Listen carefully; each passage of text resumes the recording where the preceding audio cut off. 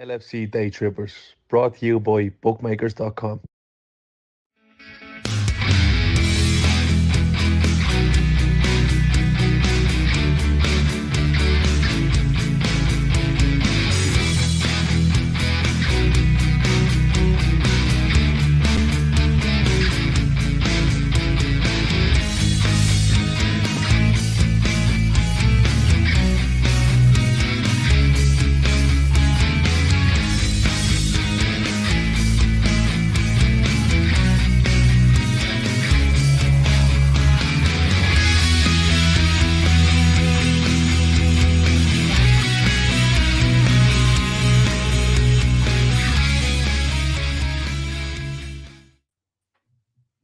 Hello everyone, welcome to the Premier League forecast sponsored by bookmakers.com, who are our main sponsor and they're good sponsors for the whole of the season. All details are in the description below and we'll talk about them a bit more later. So it's me, Chris Brack, and it's them, the two Kevs. One Chris, two Kevs. Sounds like a really shit sitcom, doesn't it? But you know, there's your challenge for the chat then. Try and think of a good sitcom for us three. Keep it clean. So, Kevs, how are we? All good, mate. I'm excited. We are good. Are you excited now, are you? Because Yeah. that's not what you were saying off there. Oh, I'm nervous. I'm excited. I'm nervous. Awesome. Mr. Ozoma, how are you? I haven't seen you for like a week. No, I've been busy, mate. I've been busy. Some of us are working for a living. I know we am, yeah. Just like the whole World Cup, it was me and you every day since Christmas. That's it. That's it. That's it. Romance is over now. Yeah. But no, man, it's been... I enjoyed this week. I enjoyed the show last night a lot. I caught up with that this morning. It was good. Yeah, I didn't realize how long it went on. And it could have gone on for a lot longer because it went on. That show finished last night after nearly 2 hours. And it literally just moved room into our Telegram chat. And it was like... I looked at Telegram this morning and it was like 400 or 500 comments where they were arguing about goalkeepers and signings and how we're going to play next season. Mental. Absolutely brilliant, though. Absolutely loved the show. Great show last night. You'd have thought that Alec McCarthy would just trigger everyone. I've just realised that. But yeah, I couldn't believe when the precedent was set was, look, it's just a bit of fun, this. Let's have a bit of a laugh. And within 2 minutes, you never get it in. My God, it's a bit of fun. It's never just a bit of fun. It's never a bit of fun. Oh, dear. Life's too short. It's only March. Yeah, no. Oh, dear. But right, shall we start to talk a bit of football? We'll save the big game till later. Yeah, so let's talk about the plastic derby. Man City versus Newcastle. There you go. There's my first Classico of the day. Oil Classico, whatever you want to call it. City, who in the last 6 games are the form side, 4 wins, 1 draw, 1 loss. Newcastle are quite a dip at the moment. 1 win, 4 draws, 1 loss. Lost out in the cup final as well.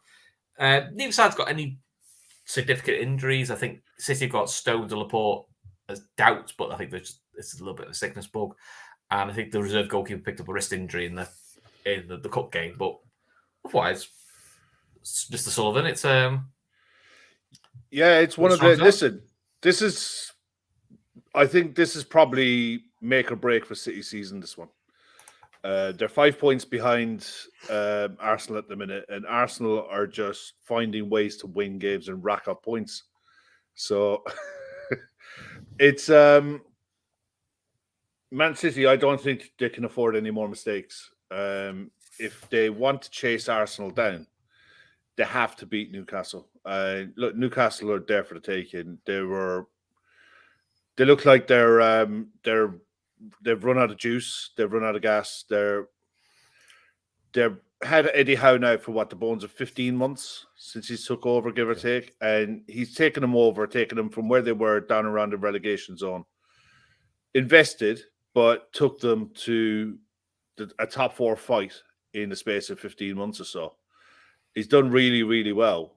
But the depth of the squad was always going to hurt them if they try to sustain a challenge. And the thing is, we've said it plenty of times this season when we've been watching them. They're draw specialists, they're clean sheet specialists. They negate a lot of games 1-0 and 2-0. And that will get you so far. That will get you into Europe, 100%. Be it Europa League, fighting for a top 4 spot, definitely get you into the conference, and it's somewhere to build from. But when you're Manchester City and you're trying to chase down Arsenal and they're blowing. Their squad is really thin. I said it at the start of the season. When the transfer window closed, we did a transfer roundup show, and I looked at the Man City squad and I said, they're going to suffer this season because it is a lot thinner than what they're used to. Yes, it's got a lot of quality in it, and you've got a freaking Erling Haaland, but at the same time, they don't have the depth that they're used to have. And I think if they slip up in the next 2-3 weeks, all their focus will shift to Champions League. Yeah. And I think it's a free hit for Arsenal. It's Arsenal's to lose after that. I think it's Arsenal's to lose now. Yeah. So, but tomorrow I expect it is tomorrow's 12:30 kickoff, isn't it? Yeah, it's the early kickoff. Yeah. Look. If other Kev, question though. Yeah. Is there also an element of, as Kev says, the way they play will get you so far, and as a Liverpool fan, I grew up with Gerard Houllier football, so I've seen that style of football. I've seen what that style of football can get you. Yeah. But I got a lot of stick for this, and I always felt that at some point, if they keep maintaining this, people treat them like the big boy and go, shit, Newcastle are in town. Do you know what? Do what you do to City, do what you do to United. Yeah. 11 men behind the ball, you come break us down, we're happy for a point here.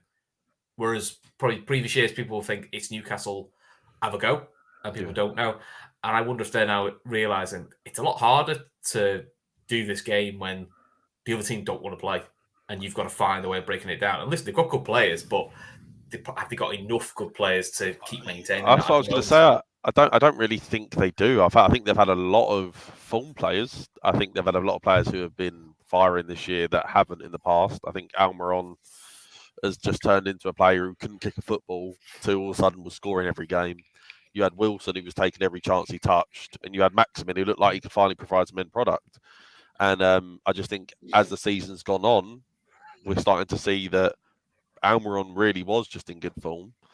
Wilson can't seem to figure out where his goal scoring boots are, and Maximin's back to skilling people up and turning a corner and falling. Yeah, for me, I think Eddie Howe's done an incredible job to even get them near where they're at. I think if you compared their squad to a lot of the squads in the Premier League, not many people would have them like much higher than like 8th, maybe. Isn't like we're talking best squads. I think they've got a few very, very good players in Botman, Guimaraes. Obviously, Nick Pope's had an outstanding season. Kieran Trippier's looked like an absolute animal. But I just think they will lose this. I think City, as much as they haven't been at the normal City this year, I think the last 4 or 5 games they've looked like they're starting to just slowly get going. Like I think the Forest thing, like if you watch the Forest game, they should have won that about 5 or 6-0. Like it was hilarious, like how many chances they missed. And I think that's one of them where that does just happen. And I think outside of that, obviously they battered. What was they battered? They beat Arsenal 3-1. They've had a lot of good results since. And I think they'll just be way too much for Newcastle, if I'm honest. Yeah. Kev, your James Ward-Prowse shout apparently is giving people nightmares. What I really love about this is I love how that's now become your thing.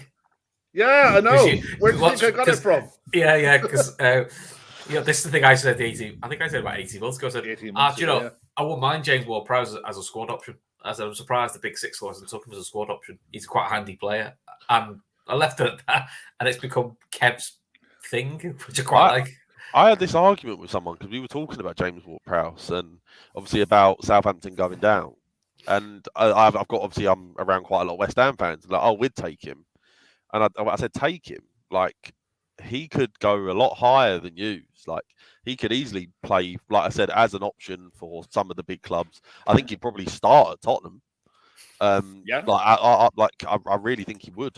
So it's just like I think he's a very, very good player. I think obviously people know him for the free kicks, and I think sometimes he kind of gets misbranded and not really appreciated maybe as the actual good footballer that he is, just because he scores a lot of free kicks. I think he offers a lot to a team, and it really wouldn't be a silly shout if you've got him, like you said, as an option. I think he solves an awful lot of problems. I'll just delve into it quickly. Rotation. I think rotation. He's experienced. He's a good age. He's not really had many serious injury. You wouldn't say he's injury prone. No. He's like any normal player. They'll have knocks throughout their career, but you wouldn't say he's injury prone. And he's solid. He's dependable. He can do a job for you. Yeah. And I think you could trust him. That's the thing. But also, his dead balls, we all know they are a thing. They're really good. It's not a bad option to throw with 15, 20 minutes to go if you're looking for a goal. Is someone who can get, who has a key delivery. Now, listen, we said this about Charlie Adam, so but I think he's got a lot more about. But you know what I mean? Oh, yeah. He's got a lot more about than Charlie Adam. But that was always a thing with Charlie Adam. At first, I was like, it's just a free kick, and unfortunately, he just was. Man, Ferguson stitched us up like a treat on him, didn't they? It was brilliant. Right, before we go back to City, though, Kev, our sitcom. So, sitcom series 1. Chris shares a house with 2 Kevs, but he thinks they're the same person. Never sees them both in the same room. Only when one of the Kevs calls the other Kev Luke. Season 2, Chris had too much of Kev and moves out. Gav moves in. The sitcom's renamed 2.5 Men. So to be fair, we've got a plot line and everything there. So I think Red Steve's winning at the moment. I'd be copywriting that one, to be honest. Yeah. I mean, Ashley also said Chris will slowly slipping into madness as the series progresses. I mean, to be honest, that's been me most of the season anyway. So, welcome to being a Liverpool fan in 22-3 season. I think that's just being general. That. So, go back to City then. Like you said, they struggle a little bit in terms of, like you said, the fitness, but they just I was just seeing for the last 6 games, they're just bar the Forest game, LFC United game, they're generally finding a way. Yeah, I mean, it helps when you have Haaland and then when his backup's Alvarez. They're not bad options to have. I do think they are a bit short, though, in terms of some attackers. Like, I think they lack any pace, like anywhere on the pitch, bar Haaland. Like, I think that for me, the best City team I remember watching was when it was Sterling, Sane, and then it was Jesus Aguero rotating, and like the amount of just pure pace, and between David Silva and Kevin De Bruyne picking passes, they just tore everyone apart. And I just don't see that. Like, I just see a bunch of players who like to play narrow, like to play in the tight gaps. And that's well and good if you have the wide, pacey options that can open up and stretch the pitch. But I think they become a bit predictable in the middle of the park sometimes. And the other thing as well, you're looking at Bernardo Silva is making the noises that he wants to go this summer, and he's making these noises early as well. Quite a few of them. He has been making that noise for about 3 seasons. This might be the season it finally happens. Yeah, because look, normally the noises come out when the season's done and dusted. They're coming now, and the other options you got to look at. Calvin Phillips must realize he's made a huge clanger of a mistake going to Manchester City, and Mahrez is another one you look at. Is he gonna be there? I'm surprised how little he seems to play.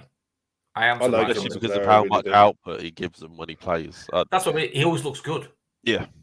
So, sitcom season 3, just so you know, the quality of writing dips. Series cancelled before the last episode. We never find out if James Ward-Prowse makes that move to Liverpool. And Wesley follows up with duff, duff, duff. It's like an EastEnders ending.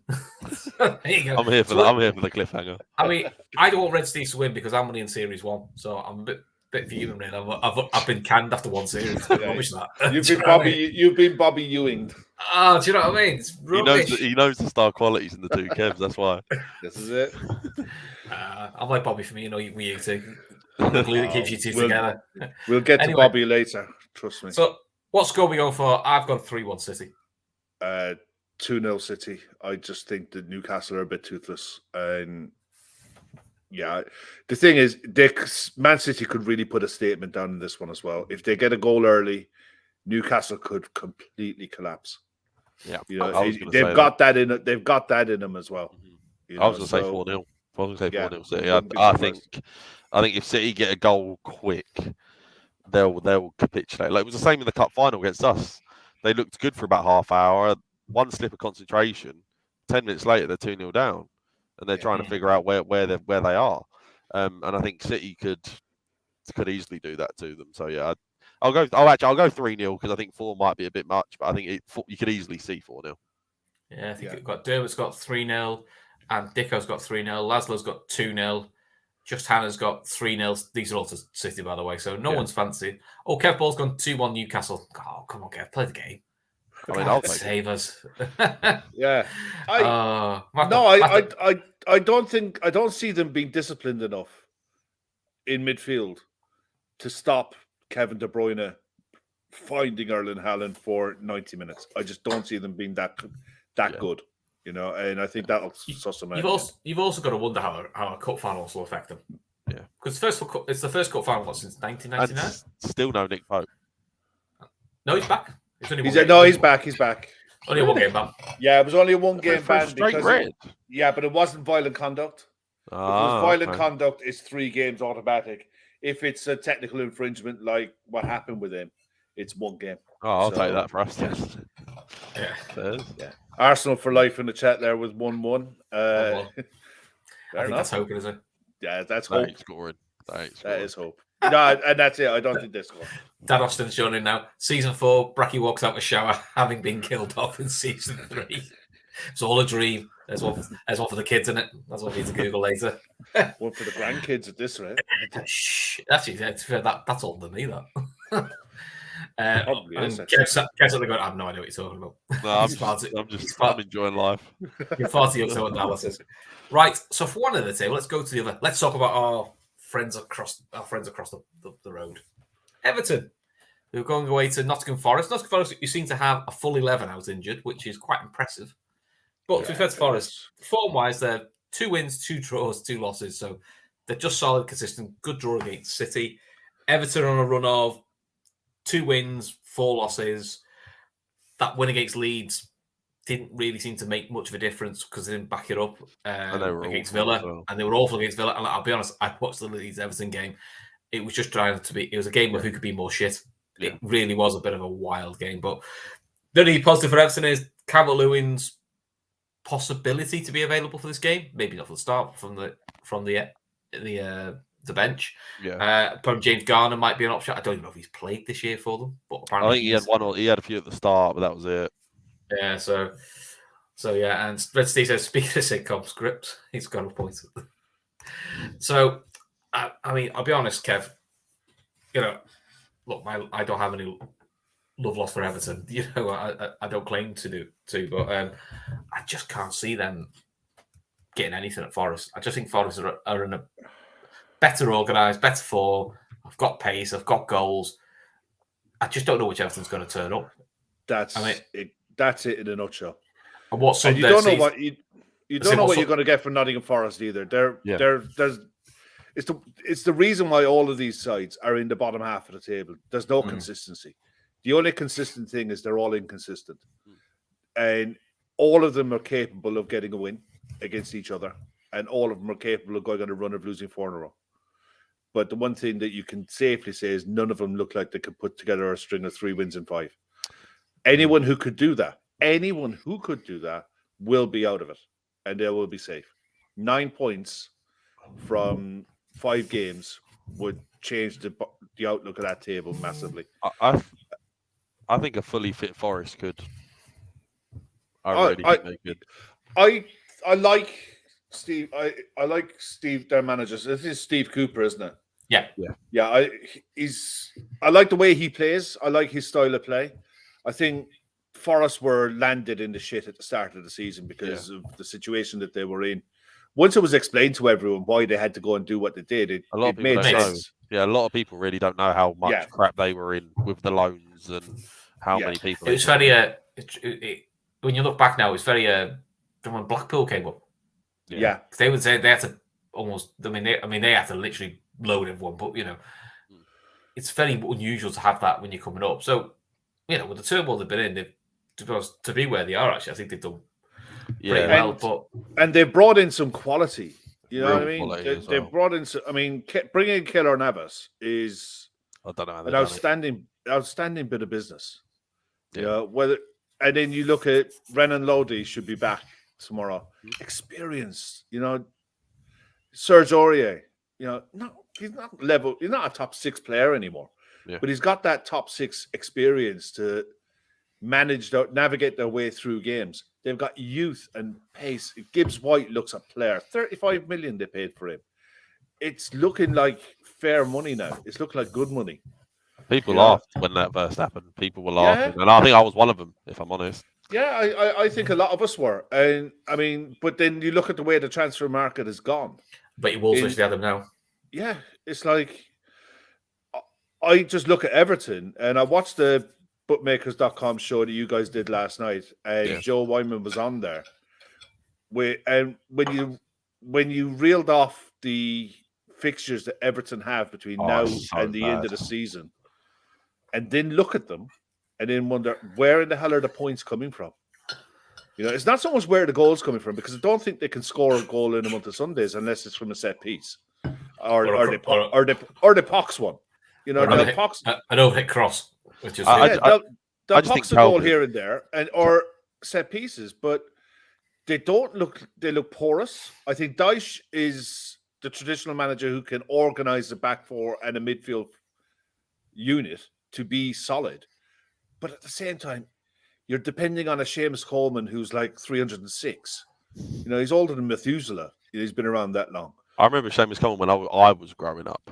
That was a long time ago. I love Seamus Coleman to death. I don't care if he's an Everton player. He's an Irish legend. The guy has done it all, but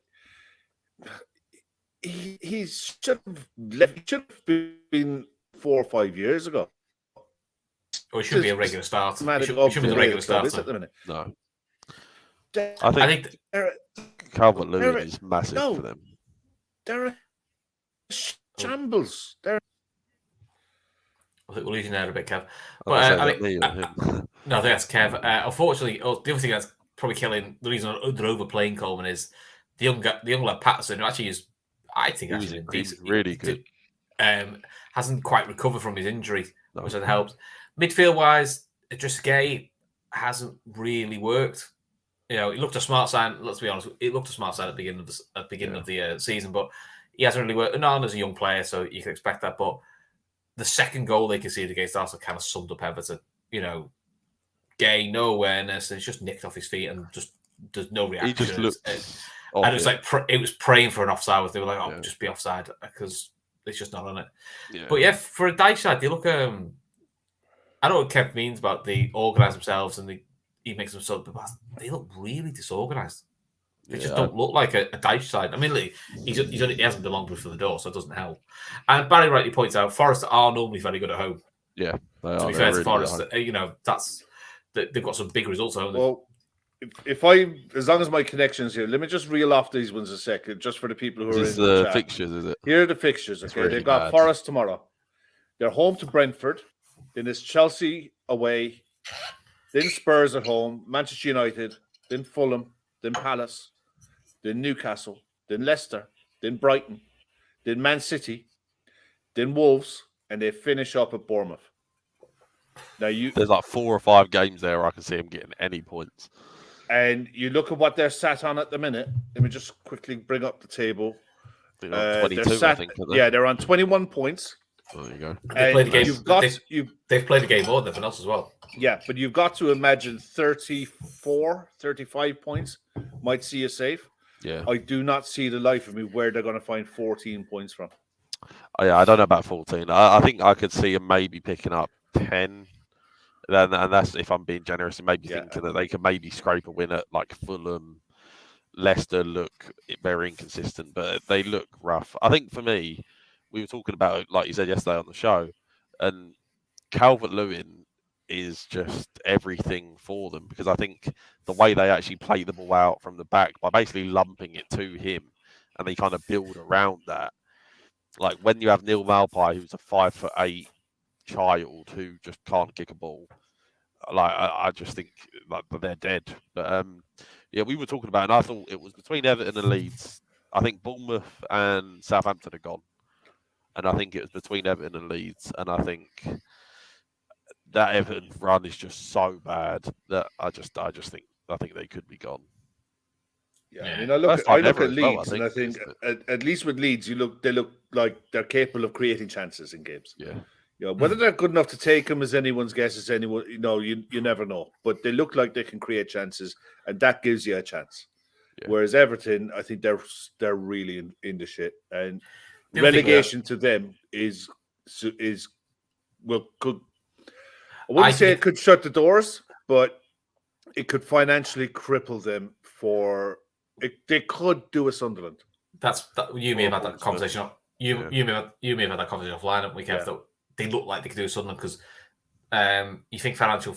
People laugh at financial fair play and all that, but below Premier League, it's no joke. It's really strict. Yeah, it's a lot stricter, and the rules about going over it are a lot harsher, which is why most teams have to bounce back in one season. But listen, I don't give him credit very often, but Gary Neville called it probably a couple of weeks ago when I think it was after. In fact, it's after Derby, and they were talking about Calvert-Lewin, the manager of the game, and he said you've got to stop. Everything's got to stop talking about Calvert-Lewin. He said Calvert-Lewin might never happen. He said he might not be fit again this season. You just don't know, do you? They said so. They've got to imagine Calvert-Lewin's never playing this season. So how do you get goals and how do you find a way of winning without him? Because the way he's been this season, same as last season, you've got to treat him a bit as a bonus at the moment because it's not his fault, but he keeps picking up injuries and he can't. But he's back 2-3 games, and then unfortunately for him, he picks up another injury and he's off again. So they've got to try and think of a way of doing that. Now, how we do it, I don't know, because I don't think Mopé is the answer because he can't score, and I think it's too much to ask for a lot on. Is it Sims, the young kid? I think there's an obvious one that just Dyche won't play. Like Damari Gray has looked by far the most threatening player, for them. Like when we played them in the FA Cup, he gave, I think it was Malacia, I think he gave him a bloody hard time. And I think he looks by far the most creative and the most lively, but he will not play him. He's playing Iwobi on the left, McNeil on the right, and it is just chaos. I don't know why they won't play him, at all. Yeah, he likes that physical target man up front to bring everyone else in, and I get it, but what I don't get is why you cannot find space in the side for Damari Gray, someone who's quick, nimble, who can create space and who can draw players onto him to open space for other players. I just don't get it. Yeah. Actually, I'll point out as well. Leeds' run isn't great either. No. Chelsea, Brighton, Wolves, Arsenal, Forest, Palace, Liverpool, Fulham, Leicester, Bournemouth, City, Newcastle. I mean, their last three. Newcastle, West Ham, Spurs. Actually, you need to point out of them three. Yeah. Joe made the point last night that if Leeds are to get anywhere near safe, they have to do it before the last month of the season. Yeah, he did. Yeah. He said the last four were rough. I think for them, though, the difference between when you talk about Everton and them is that they look lively. With Somerville, with Gnonto, with Aronson, with Bamford, with Rodrigo, they have options. They have ways to score goals. And as much as anyone wants to say it, goals keep you in the Premier League. You can defend as well as you want. If you can't score a goal, you won't win. And I just think they look like it. That's a Michael Owen, isn't it? It is 100%. Yeah. It is true. But it's just like I just don't see where the goals come from for Everton, and I think you can see it with Leeds. So it's like even though the fixtures aren't much better than Everton, you can see where they could win points, and I just don't think you can say the same for Everton. I think the scary thing for them is I could see more goals in Southampton and Bournemouth than I can in Everton at the moment. Yeah, I don't think neither of them are great, but both of them I'm going. But I can see goals in them. Yeah, maybe not Southampton, but I can. But even Southampton, they have a set piece routine. They do have forwards who are lively, who will nick you something every now and again. I keep looking at Everton going, even the Derby, Kev, we were hopeful, but we were fairly relaxed, weren't we, about the Derby? Yeah. Whereas actually, if we were playing Leeds at the time we were playing Everton, you'd be more like, fucking hell, this could be a bit of a grind. It's the same with us. When we played them, we had them on that back-to-back. We were 2-0 down at home. Yeah. It was only that the spirit that kind of we've had got us that draw, but like Leeds are a team that can get a result. Now, we done well to win at their pace in the end, and the scoreline flattered us because for 80 minutes we looked flat and they looked better than us. And it was just Rashford that came up with a header to win us a game again. So yeah, I think Leeds will probably be all right, and I do really worry for Everton. Yeah, also worry for him. Yeah, you don't like. I get over that really quickly. Yeah. So what are we going for then, Kevs, for the Forest Everton game? Forest at home, innit? Yeah. I go 3-0 Forest. I've got 3-1 Forest. I've got 2-1 Forest. I don't think it's going to be that convincing because, like I said, they've just got so many injuries. I do want to say shout out to Brennan Johnson, by the way, because that guy has been balling out recently. Yeah. Like he's really been playing. So yeah, I wanted to give a little shout out. For him. He's one for the future, definitely. Yeah. Irrespective of whatever happens with Forest, they took a punt on him, and he's lively. He's great. His end product needs to improve, But there's a reason why he's at Forest and he's not at Spurs. And he's been picking up a few goals recently as well. He has been contributing for them. Yeah. But yeah, he looks lively. Right, let's do the quick fire round then. So just the scores, don't anything else. All right. Arsenal versus Bournemouth. I've got 3-0 Arsenal. Pretty routine win. 2-0 Arsenal. 3-1 Arsenal. They leak goals sometimes, Arsenal. Okay. Villa versus Palace. Mr. O'Sullivan. 1-1. I've got 1-1 as well. I've got 2-1 Palace. No, Villa, sorry. 2-1 Villa. Yeah. Brighton versus West Ham. I've got a 2-1 Brighton. 2-0. 2-0 Brighton. I'll go 2-0 Brighton. West Ham can't beat them like ever. Chelsea versus Leeds. I'll stick with you, Kev. Chelsea versus Leeds. I'll go. I think this could be the game that Chelsea finally win a game. So I'll go 1-0 Chelsea. Kev? 2-1 Chelsea. I've got 1-1. Wolves versus Spurs, Mr. O'Sullivan. Wolves versus Spurs. Spurs in form at the moment. I think they're third in the form guide. Really? Third or fourth? Yeah. They're surprisingly better than you think, Spurs. Let me have a quick look. Didn't they have a bit of a stinky result recently? Last 6 games, 4 wins, 2 losses. Third in the form guide, only in the last 6. Haven't their losses come recently, though? And I think also the Champions League, they didn't do well either, did they? No, it didn't. No, I think they lost 1-0 in that. I think this is a tough one, because Wolves need a win, I would say. I don't know. Yeah, I think there'll be a draw. Same. I think 1-1. I suppose they lost in the cup to Sheffield United, didn't they?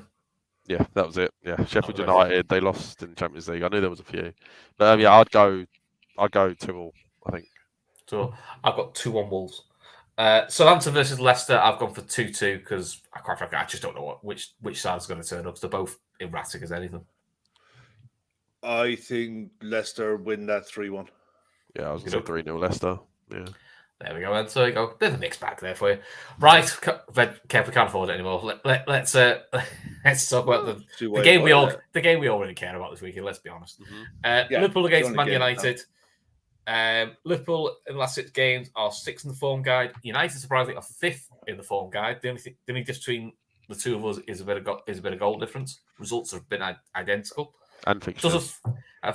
Doesn't feel that way, but as Yumi was saying, Kev, it's probably because you've had lots of games in Europa League and the League Cup, which you have won. I think that's what it feels like. There's more win. There is actually more wins in the bet on the run.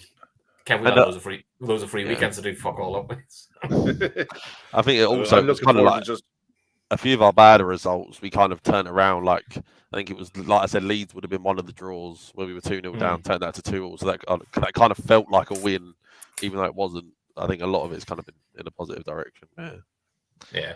Scary. So in terms of injury news, so Klopp pretty much said same squad as the Wolves game for Liverpool. So Diaz, Gomez, Ramsey, and Thiago all still out. Caicedo wasn't really mentioned, but apparently missed the Wolves game for knock. So I don't know, maybe he's on the bench. He's an option. Slight concern that some were seeing was Jota, Van Dijk, and Canati not showing any of the training pictures. Now we'd assume they're both coming back all 3 are coming back from long-term injuries, and they didn't play midweek. So I assume they're probably giving extra days rests or doing their own private sessions. Yeah, probably. There's been no real thought. The only concern seemed to be Jota when he came off. The bits I saw was he looked like he was holding something, but more hope that's because he was knackered rather than he's actually pulled something. Yeah. Yeah, I don't think that Jota would have started anyway. I think he played. I think he played an awful lot of that Wolves game, and to get the ring rust he was out. running in mud against Palace at the end. So I think that would have been with an eye of, okay, you get these 2 games, but you're an option off the bench for Manchester United, and I'm totally fine with that. The injuries, there's nothing new, nothing's changed. Hopefully, we'll see Diaz. Gomez might be next week. I think Diaz towards the end of the month, I think. Yeah, so it is what it is. Oh, Mello, sorry, I forgot. Remember, he's still around. Yeah, he's still there. He's in training, but he won't be. Was it you watched that under-21 game that he was involved in? I didn't watch it. I heard he started it and he played the full 90. He played the full 90. It was a 7-1 win that they played. I think I can't remember who it was against. I mean, the thing was, the annoying thing was, he'd worked hard to get himself match fit we got him, did the under-21 games and tore his thigh out. So you're a bit like, whether we'll see Matty play a game of shit. Arthur Melo is a good player, and he is a very good footballer. And the problem is, I just don't think he's going to be physically able to play in the Premier League. Full stop. He's not a Premier League player, but he is still a very good player, and he could do a job pretty much most clubs on the continent, no worries, and he'd have a good career there. The problem he's got is the wage demands on him are huge, and there's not many clubs out there who are capable of reaching what he's on at Juventus. So Juventus have dug a big hole for themselves there, that they're stuck with him, and they can't do much about it. Like connection again, Kev, I think. It's being negotiated if it all panned out. Yeah. We'll come back to Kev in a minute. So, no, you're not quite there yet. Give it a second, you want to catch up. So, over Kev, in terms of United then, no real change for you either. No Van der Beek, no Martial, no Eriksen, and no Greenwood, so none of them are real surprises. There's a few little knocks I heard, because I know Shaw didn't start because he had a knock. I know Sancho wasn't well, like he was quite ill apparently. Yeah. So there's a couple of question marks around those two. But I think that's it. They're the only ones, So in terms of, I mean, look, you guys that won the League Cup, going fine. We were doing winners and losers on Monday. I had Ten Hag down as my winner of the week, which you can imagine on Liverpool channel went down like a lead balloon. But credit where credit's due, he's got. I said the best way I can describe it is he's got United to a point now where you're thinking, I can't be arsed playing these. Yeah. I just don't want to play these. This is going to be hard. This is going to be graft. This is going to be hard, which is kind of what you want. Obviously, I know you want United. You want United to be what they were under Ferguson. Doing the City thing of winning loads of stuff and being at the top, but it's the building blocks are there. Oh, for sure. I was only talking now of him getting another extension to his contract, which shows how well he's doing for them. And he's been incredible. I think he's got us to a point, and it's the first time I've ever felt like this since probably Fergie, where I feel like every time, no matter how well we were doing, whether it was second under Ollie, second under Mourinho, it always felt like everyone came to Old Trafford and felt like they had a chance, and felt like if we get at Man U, we can give them a game. And I think it's the first time in a long time where I finally feel like people are starting to get a bit scared of us at Old Trafford again.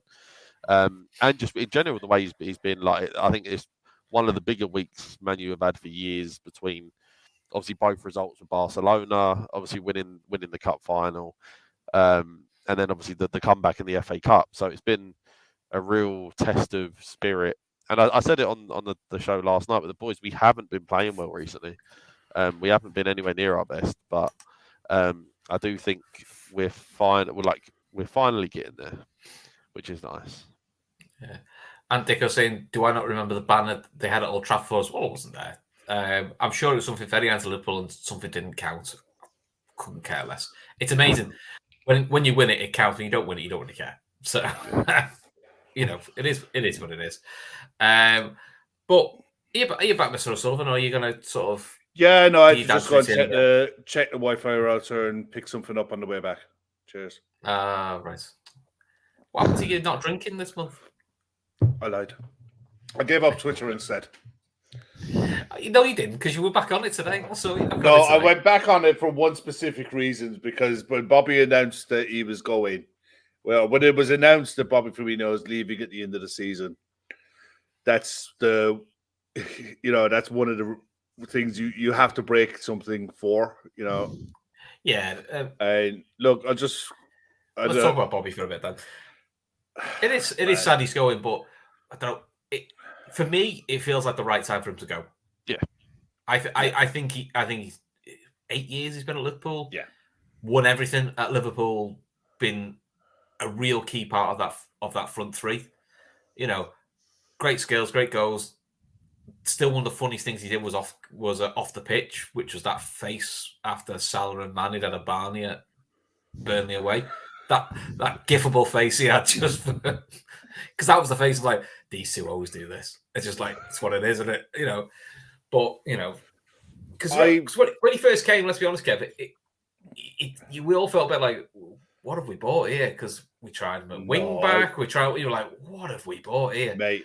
And also Klopp went stick him up front, and he's actually quite good. And it felt like a Havertz, what Havertz is for Chelsea, where like you just don't have a bloody clue what to do with him at the start. That was exactly what it felt like. He looked good, but he wasn't effective, and you just didn't know where to put him. No, when I found out that YNWA had gone to Brazil to get him, so I was over the moon. I was ecstatic. He was brilliant for Hoffenheim that season before we got him. I was over the moon that we got him. The problem was Brendan Rodgers didn't know what to do with him, like he did with Raheem Sterling as well at times. He didn't know what to do with him. Klopp comes in. He goes, okay, this is how we're going to construct our side. And we're going to play through you. Everything works the way Bobby plays. Are you back on? I'm back. And it's like, he's the facilitator for Salah and Mane. Everything worked for them because of the space that Bobby Firmino created. When we first started doing the false nine thing, and he dropped into pockets halfway between where a traditional number 10 would be and a striker, centre halves couldn't deal with it. They didn't know whether to stick or twist, and the skill level that he has in his feet is ridiculous. It's up there with anyone you want to mention. The no-look passes, the flicks around the corner, the vision. He's got everything. He was always had it thrown at him. He doesn't score enough, and he never did.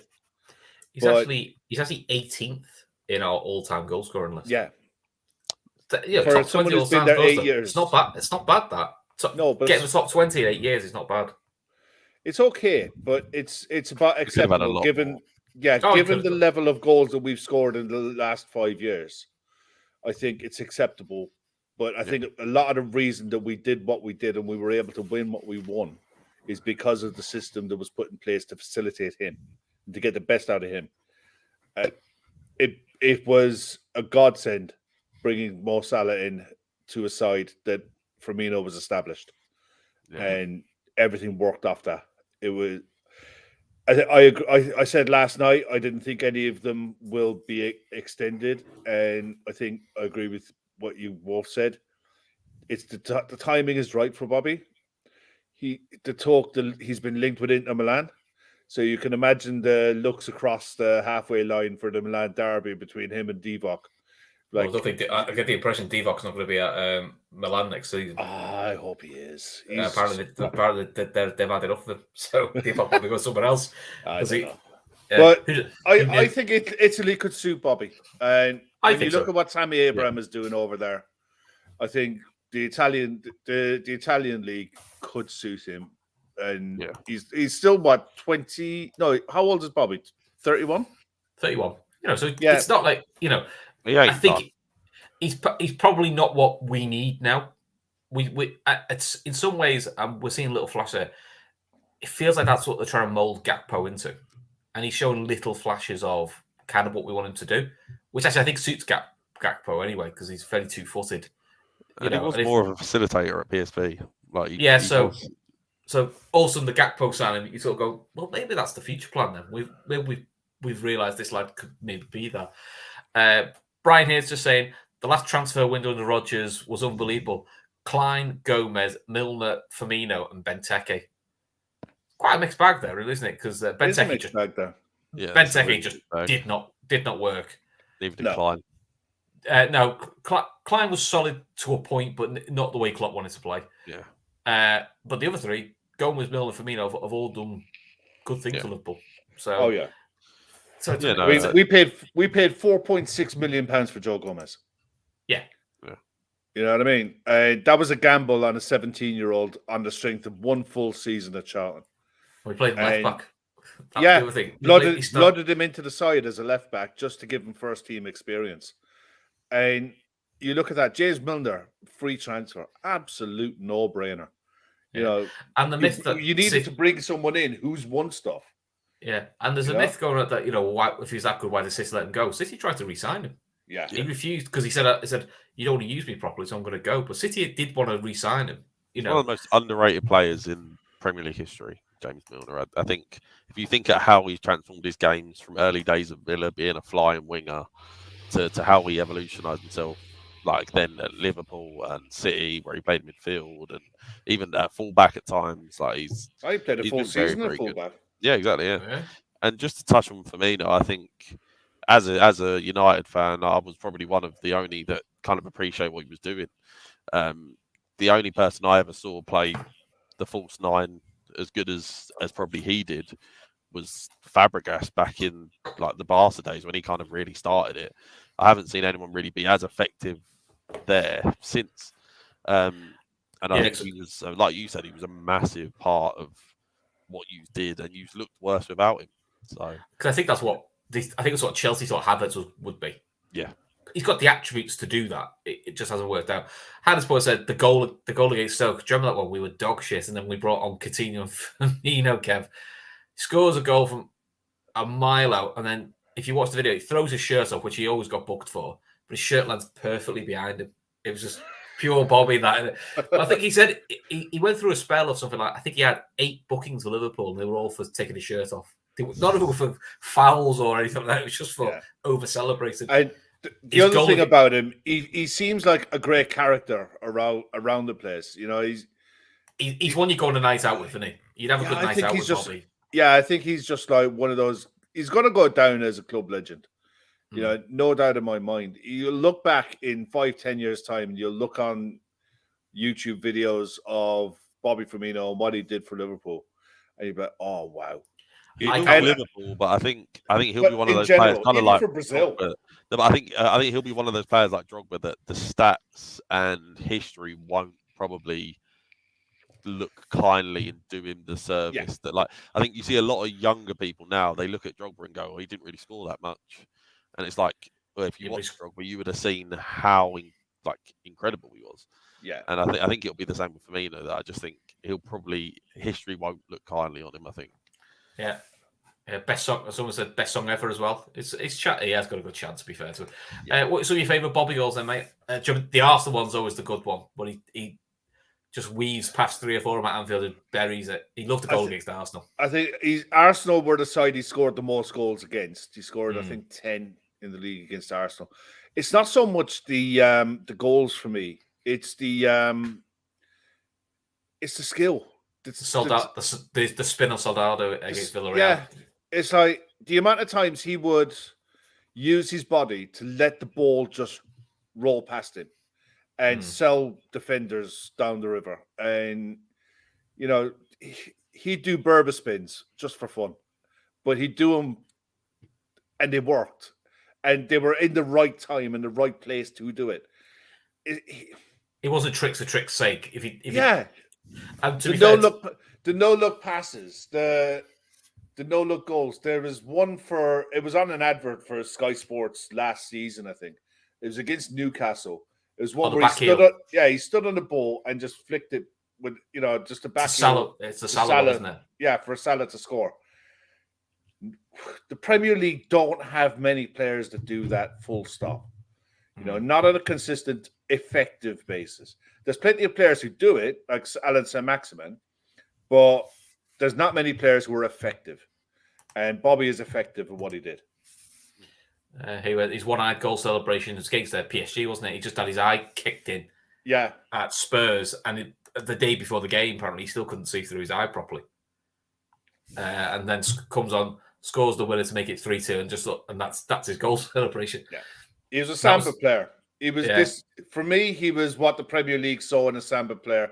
He was never on a level of a Ronaldinho, but you could tell that's where he got his inspiration to play football from.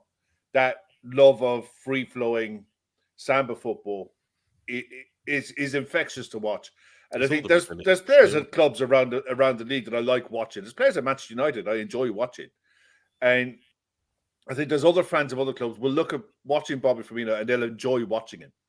And it doesn't matter who you support. You can appreciate a quality player for being a quality player, and he's just that. Yeah. My other favourite Bobby moments, and it's more because of who it embarrassed, was his winner against Spurs when fans were just allowed back in. We had like about 2,000-3,000 fans in the Kop, and it was 1-1. And they showed it. It was Tim Sherwood, who's just an arse of a person. Just like, yeah, I'm not worried about Liverpool. Liverpool don't do much from set pieces. It'll be fine. And as he says that, and they went, and Bobby's just won it. And he just runs the full length of the pitch. That just cheered me right up. He just always makes you smile.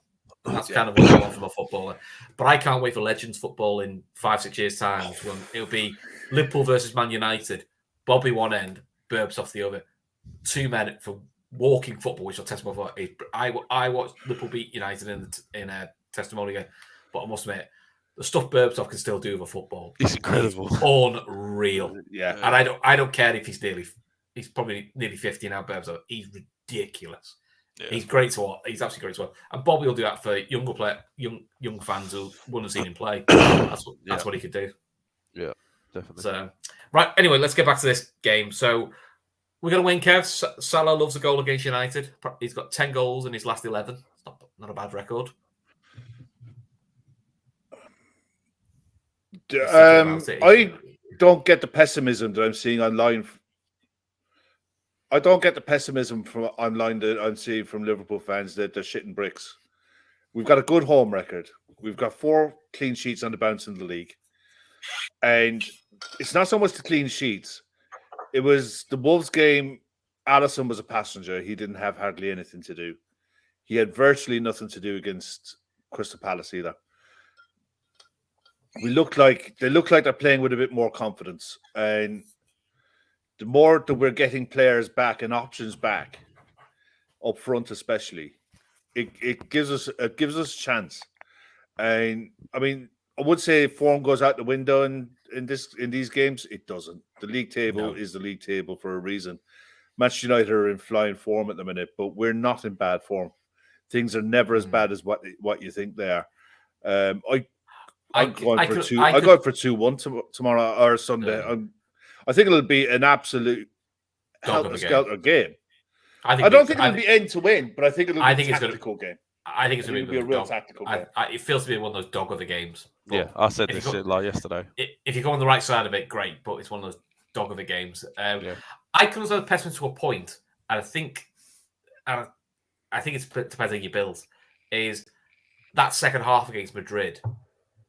I think brings a fear because actually we've only lost 2 games at home all season, so we don't lose many.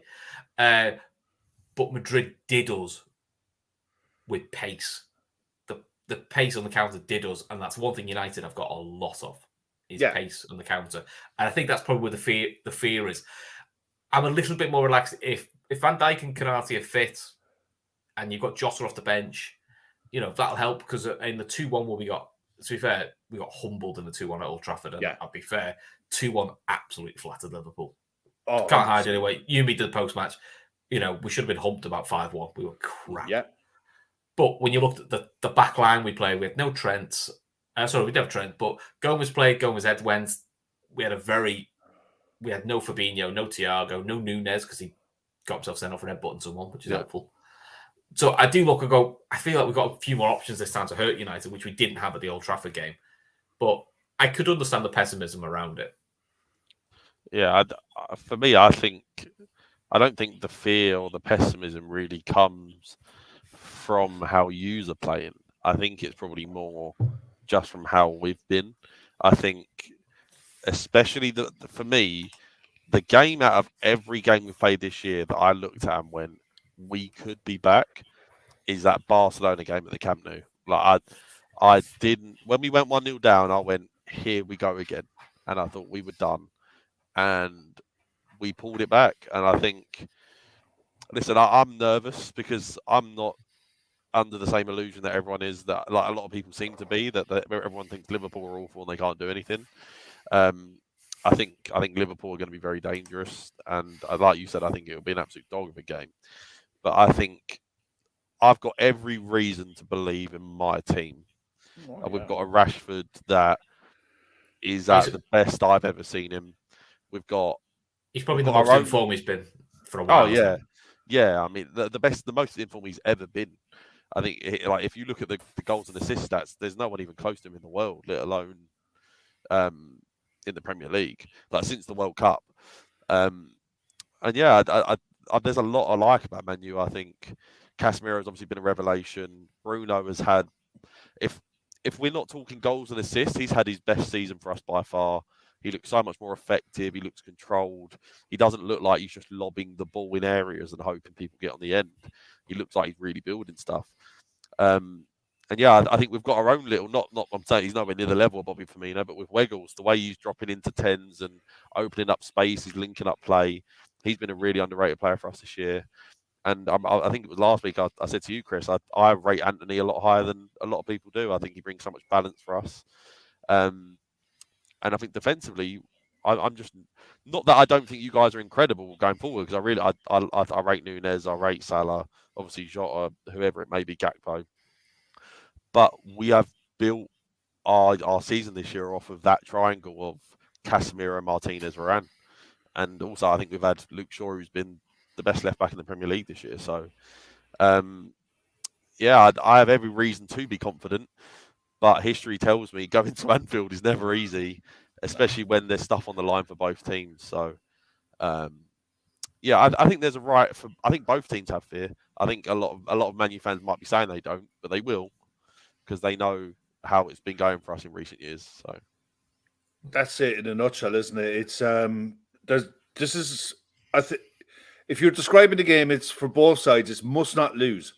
Yeah, but win it if you can. Win for both, and I think that's why. I think for us it's must win. I think for United, you'd look at the season and where you are and where the rest of the fixtures are coming from. You take a point. Yeah, right. In the you grand want scheme three, but you take a point. In the grand scheme of things, if we're talking what our season objectives were at the start, where it was win a trophy, get top four. And now, if I'm basing it off of those objectives, we don't need to win. But if we want any hope in hell of being included in this title race, which I don't think we are, we need to win at Anfield. Yeah, I feel like Liverpool need to win, because I think all of the fixtures, Kev, is we've got this lot on Sunday, then got Bournemouth, then it's City away, Chelsea away, Arsenal at home. You can't. You've got to get wins out of some of those games. They're tough games. And let's be honest, Etihad away, I'm kind of writing off, because we haven't won away at the Etihad since the Champions League quarterfinal. I think that's the last time we won away there. Like Chamberlain's goal, wasn't it? Yeah, we don't win. We don't win at Etihad very often. Chelsea away, I generally don't know which Chelsea turn up. If it's the one we've seen in recent weeks, I'm not particularly worried, but you just don't know, because Great Boss could be gone by then, for all we know. I think Thiago will be missing for them as a problem. Yeah, Thiago Silva is out for about 6 weeks. That could easily be 8. That's a problem for them. But look, for us, I'm looking at tomorrow or Sunday. I'll give you an 11. You tell me how close it is, and then we'll get Kev's go on. Man United 11. Ali in goal. Yeah. Trent, Konate, Van Dijk. Robbo comes back in for Tsimikas. Yeah. Who, listen, everyone knows my views on Tsimikas. I think he's fine as a backup, but I think he got a bit overhyped for Wolves. I thought he was solid enough, but one assist doesn't make you a great left back. Midfield, I think Pacetic plays. I think Fabinho probably goes again, and I think he gets rested for Bournemouth. The other one I'm assuming is Henderson, because I'm assuming Keita's not fit. Melo, you're not going to throw Melo in. I would. Thiago's not. I'd throw Arthur in over Naby. No, but I don't think Melo's going to make the squad. No, so I think neither are. If you're going to give Melo any time, he might get Bournemouth. Yeah, look, no. In all fairness, I wouldn't have Naby Keita anywhere near a Liverpool matchday squad from now until the time he walks out the door. Simple as that. And then the front three, I think it's Salah and Núñez wide, and I think he does Gakpo false 9. Yeah. I don't see any other options other than that. Jake saying he's got a feeling he might go Fabinho, Henderson, Elliott. I don't, and the reason I don't is I think Stefan gives you that bit more aggression in the middle of the park, and he's got nothing to lose. He'll be on the same side of the pitch as Bruno Fernandes, and he'll fancy it. Yeah. It's great experience for him. I think he might struggle, and not because I don't think he's good. I think the way we rotate our right hand side, if we play the 11, I think we could. Well, what would your 11 be? For us, it'll be. So there's only one player in contention for me. I think it'll be De Gea. I think it'll be Wan-Bissaka. I think it'll be Martinez, Varane, Shaw. It'll be Casemiro, Fred, Bruno. Then it'll be Rashford, Weghorst, and then the one I'm not sure about. And there's three options. There's three, and one of them can end up being with Rashford on the right. So it's either going to be Anthony will play for balance. It'll be Sancho if we really want to kind of try and mess around with that side of the pitch. The way we rotate with Bruno, Sancho, and Weghorst in that right hand side, that's where I think Bajcetic could get a bit lost in it all, because it's confused everyone so far. And I'm not saying it's because of him. I just think he's young, and I think it could be quite a lot for him. And then the other option is if Rashford ends up on the right and Garnacho plays, because he was incredible at West Ham. But I just don't think he'll start because he started at West Ham and played the full game. That'll be our 11. I wouldn't mind seeing Rashford on the right. Yeah, that would be a godsend for you. Trent's still having nightmares about him. Trent's still having nightmares about Rashford, and I think. I think, or the way we have to defend Marcus Rashford is you can't leave him. You can't leave him on the left, facing any right back up.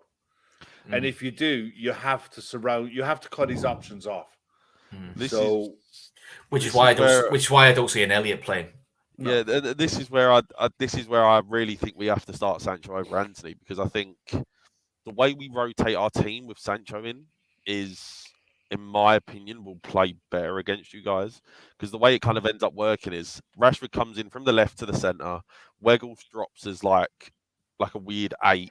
Bruno goes out to the right and Sancho goes on the left, and basically Sancho and Rashford link up and basically rotate, and it causes so much confusion for teams. Yeah. And Bruno he's put so much work rate in on that side. I think he'd be able to deal with Núñez coming back and forth, and I think that's the best play for us. Yeah, for us, I think Ibu Konate is vital. His strength and pace, and it's not so much his pace, but it's his strength and his ability to sense danger. He's very good at it, which is what Matip's lost. Matip's lost that at the moment. Yeah, and the other side of it is you'd have to have Jordan. You'd have to get an hour out of Henderson to be able to provide the cover on that side of the pitch. But the other side of it is, for us, you have to be brave. Trent has to go and force Marcus Rashford to go the other way, and if Rashford wants to cheat on that side, or Sancho wants to cheat on that side, then you have to be brave enough to let him cheat. And not be, there's going to be times in the game where Trent will tuck into that right centre mid row from right back. He'll just come inside 10 yards on the halfway line and will look like a back three, but with Trent being the furthest of that three on the right.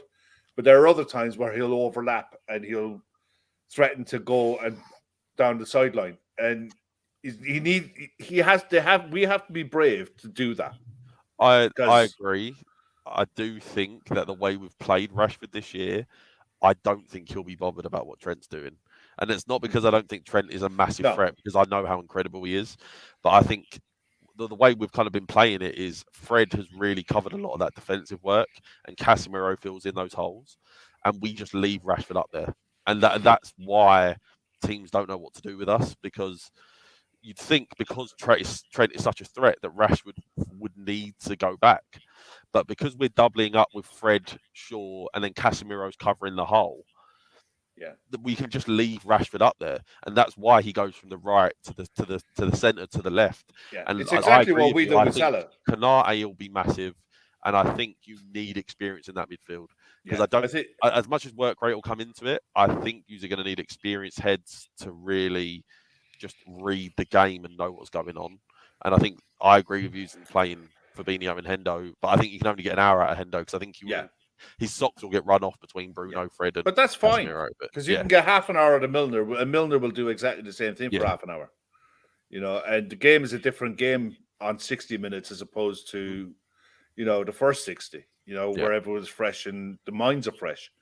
Depending on the state of the game, you never know what you can do. But at the end of the day, what Rashford does on your left-hand side is what Mo Salah does on the same side.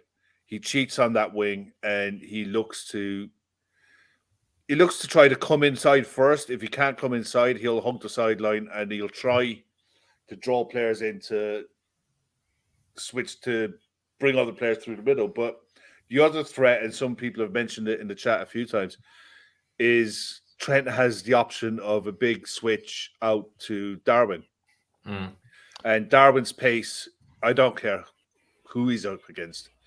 He will outstrip any player in the league, including Wan-Bissaka. So I'm telling you, Wan-Bissaka had me lost for a while. And as much as Wan-Bissaka likes to drift into weird positions, I've never seen a man deal with players in one-on-one situations the way I've seen him deal with them. Yeah, but he does it by diving in. He does, but I think that's what he needs. I'm talking the ball past him. Knock the ball cutting out, Kevin. He's so upset his internet's cut out. He's upset. Look at that, Kev. He's so upset his internet's cut out. He's so upset. I just think with Wan-Bissaka, it's not that I don't think Nunez is stronger. It's not that I don't think he's going to be stronger. I think Varane has been really good at helping cover that right-hand side, and I think Varane will push up and come into Nunez. So what I believe it will force Nunez to do is take the ball on the floor. And then that's where I think it becomes Wan-Bissaka's ball game. And like I said, I think Nunez will cause trouble because I actually think it'll be the other side.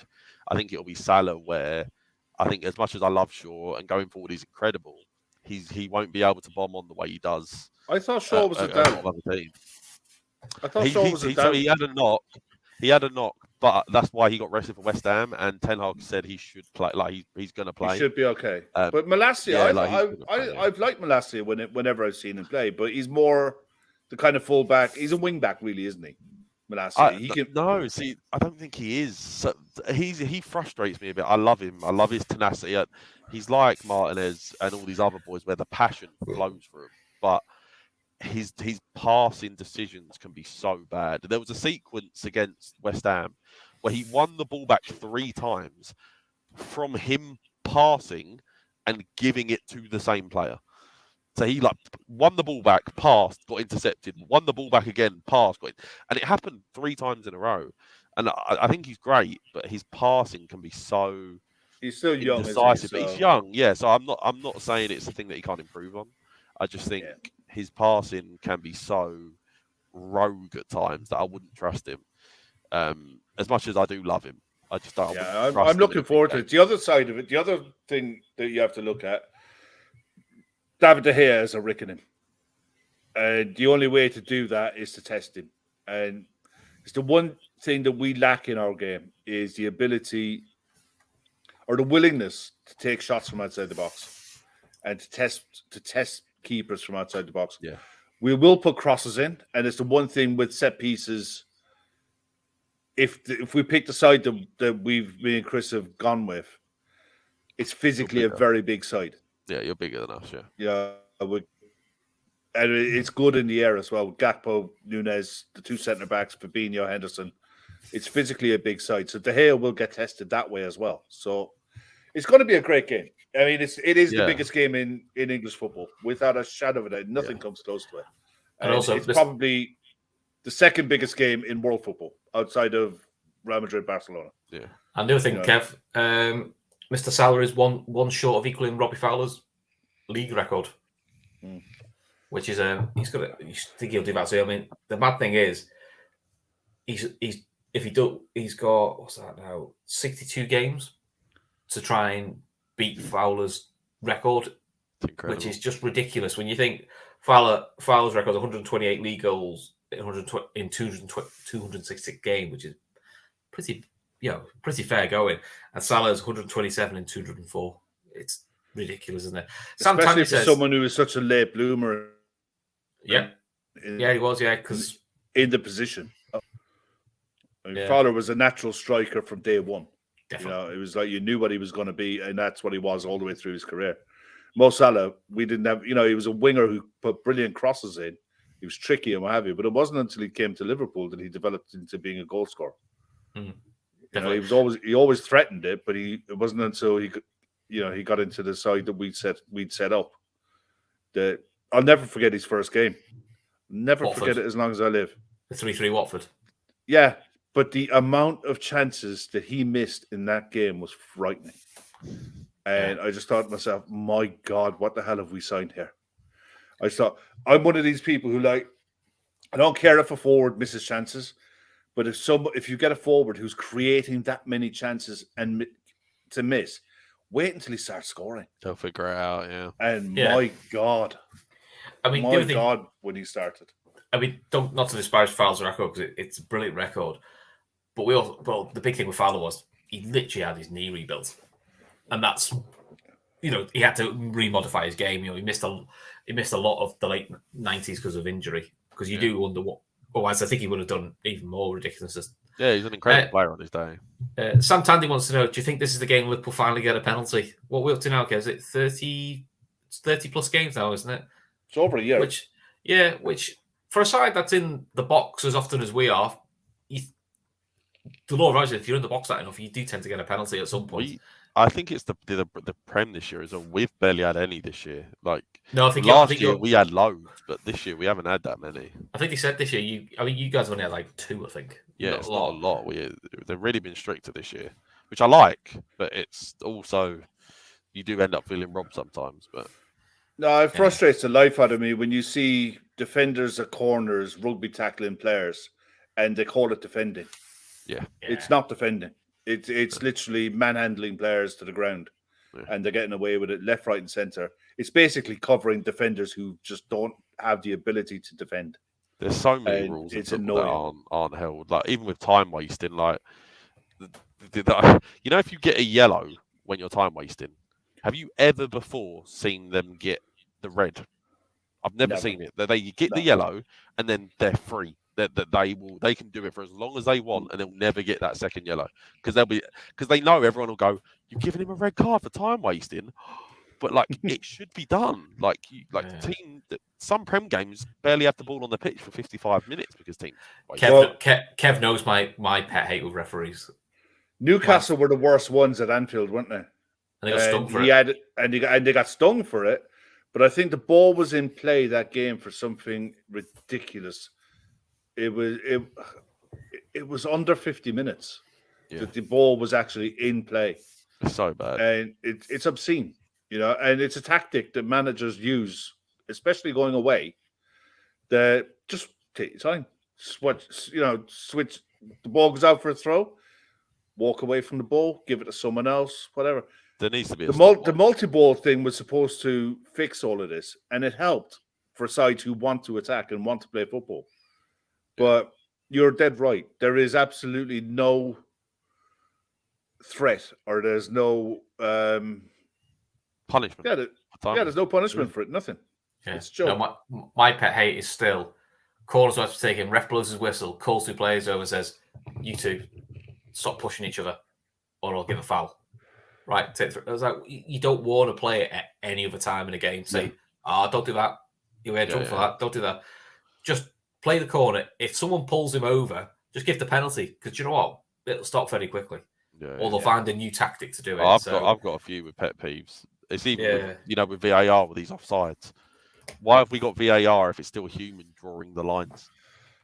I think the system they need to bring in is coming. I think I hope it's the same in the Champions League now. The semi-automated system. Yeah. That it's literally and it's almost instant. You know, the time it takes is virtually nothing. I got no problem with VAR. I'm a fan of VAR. I just think the way I just don't like the people who run it.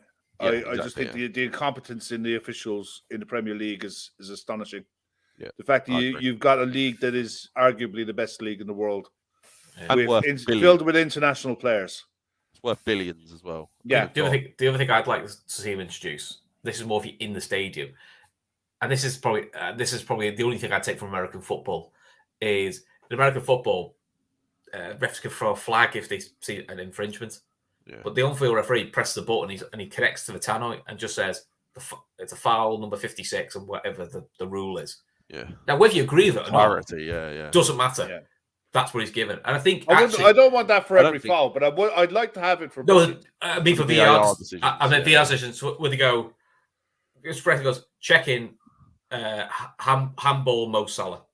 And I don't think they'll ever give those refs mics. And they just go check complete, not a penalty. Yeah. And but then if you're on the stadium, you're going, oh, okay, they're checking for handball. All right, fair enough. But when there's a VR decision, the amount of people who literally just checking the phone, get the phone, they're on the phone, they're looking on social media. What's after happening here? Did you see that Danny Simpson clip? It's the reason why they'll never give referees. Yeah, I saw it. Yeah, they'll never give refs mics, right? So during the season, you know that obviously he was playing right back for Leicester when they won the league. He made a tackle that should have been a red, and he got given a yellow for it. And Mark Clattenburg comes up to him and goes, "I would have given you a red, but I want to see you win the league." Now, and there's a lot of people going. There needs to be some serious looking into this. The only reason I saw it is Keith Hackett on Twitter got offended by that.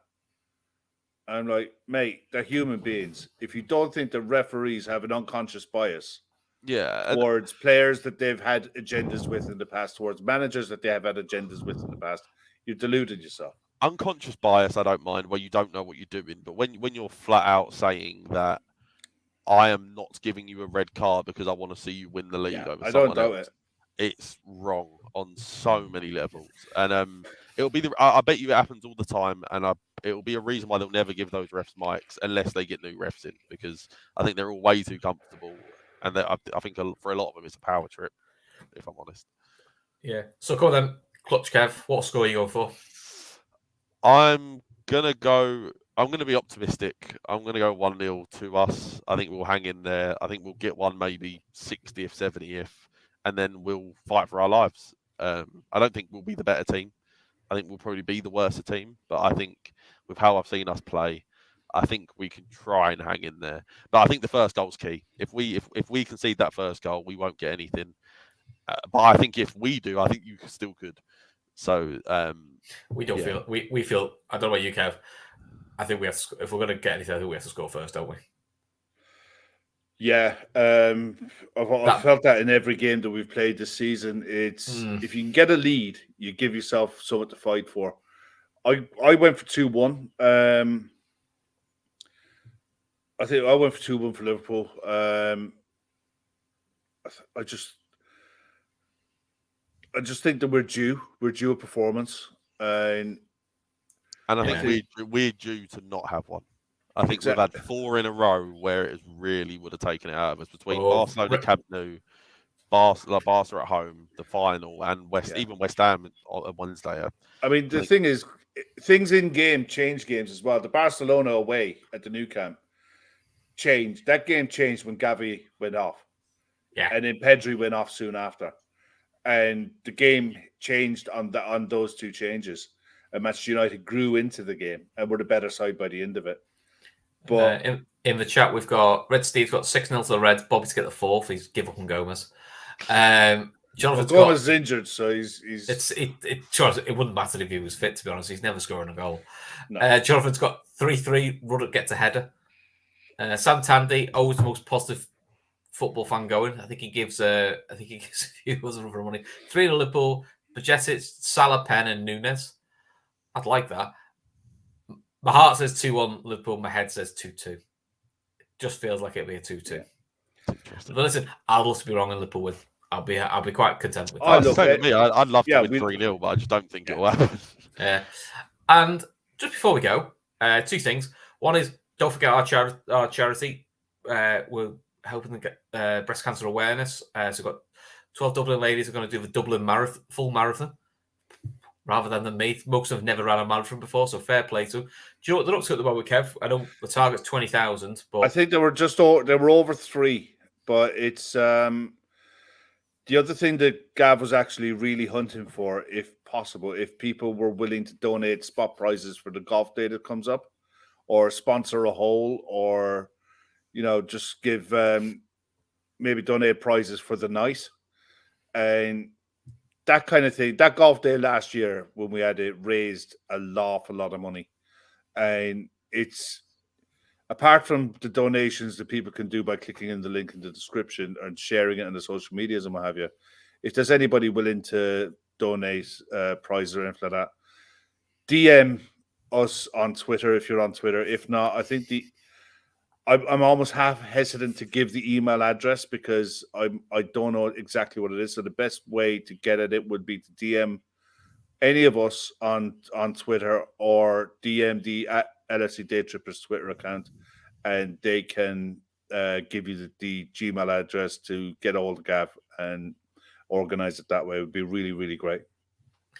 Red Steve said, to be fair, Chris, Gomez did get the 4th day of the week against Madrid. Yeah, he did, yeah. Thanks for that, Steve. That's the end that I know.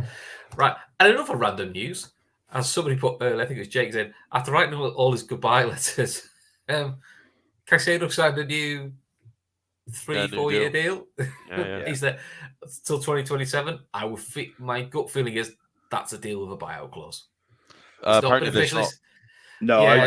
apparently there's no buyout or release. I think what has been reported is that basically they're basically rewarding him or whatever it may be for staying, and basically just paying him a lot more, because I know he wasn't on a lot. No, it wasn't a lot. I still think unofficially there is a fee they've agreed that basically says, you tell your agent, you get me this fee, you can go. Yeah, probably. If not, you're staying here, but we'll give you a nice. We'll give you a nice wage bump and go from there.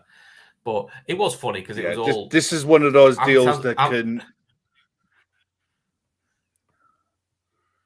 I think this is one of those deals that could really hurt Brighton down the line if they want to be that club seen as developing talent. That they want to attract the best young players to give them a platform to kick on in their careers. By not having a release clause in a Caicedo contract, if he kicks up a storm in the summer, or January next year, wants to go and isn't allowed to again, that will stop young players, young talented players, looking at Brighton in the exact same ways it did with Southampton when Southampton did exactly the same thing. So, look, I think Brighton have done the right thing. I think they've rewarded him with a good contract. But I'd imagine there is a gentleman's agreement in there that if a club who are in a top 4, or if certain clubs come in for you with an appropriate fee, that you'll be allowed to talk to them. I think there'll be almost a gentleman's agreement in that way. If there isn't, I'd be shocked. It was kind of like what happened with Ronaldo, right? When he wanted to go in 08, and we said, "Listen, give us a year, then we'll let you go." I think it'll be similar to that, but with a certain price. If the news is to believe, that's what Klopp did with Manny. Manny told him exactly that. Manny told him in December, January, "I fancy a new challenge at the end of the season," and Klopp went, "Give me all to the end of the season. I'll make sure you get the move. Yeah. I'll make sure you're able to get a move that's right," and he did. So, sometimes it works well because then that helps you in the future. If they don't do that, I think the next Brighton will probably be Crystal Palace. I think Crystal Palace is probably one of the other places you really want to go to if you're a young up-and-coming player. Because Vieira, to be fair to him, he'll give you your opportunity. If you take it, he'll keep you in there. And that seems to be the new hotbed to go for young talent, really. So, best of it. But listen, Kev, thanks for coming on. Always a pleasure. I appreciate it. I always enjoy it with you boys. So, anytime. Mr. O'Sullivan, occasionally, sometimes it's good fun to do shows together. But we'll sack it off for another week now, shall we? Yeah, we'll bin it off now for another week. And hopefully when we come back next week, we'll have loads of good things to talk about. But this is Liverpool. We never know. So Sunday, it's full-time show. Full-time Reds. It's Kevin Matt. I've been kicked off. I've been booted off. But Kev's got his new favourite now, so that's fine. And then the lads will be doing Fatback 4 at 10 o'clock. No Gav, so God knows who's in charge. Probably Keith, I assume. But we'll see. Calm one, yeah. Yeah, the calm one. And then it's me and Pete Smith again doing winners and losers. It was a live show. It was live last Monday, so we thought we'd do it again.